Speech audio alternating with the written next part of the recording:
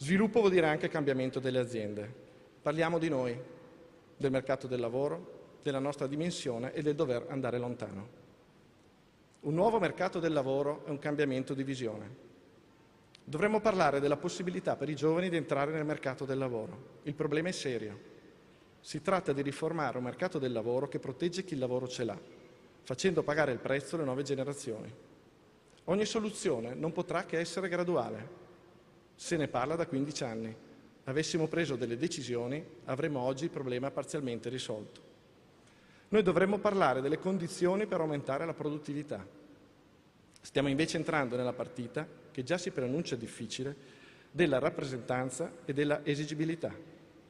Sono le contraddizioni del Paese, che vuole essere avanzato, ma guarda sempre indietro e non vuole cambiare mai. Ecco, speriamo che nei prossimi giorni imprese e sindacati siano capaci di dare un grande segnale di innovazione a questo Paese. E lasciatemi fare anche una parentesi per ringraziare le organizzazioni sindacali veronesi. In questo territorio non abbiamo mai smesso di lavorare per lo sviluppo. Ecco, adesso abbiamo nuove sfide di fronte a noi importanti e io vorrei che Verona fosse all'avanguardia nei contratti di inserimento e nell'apprendistato.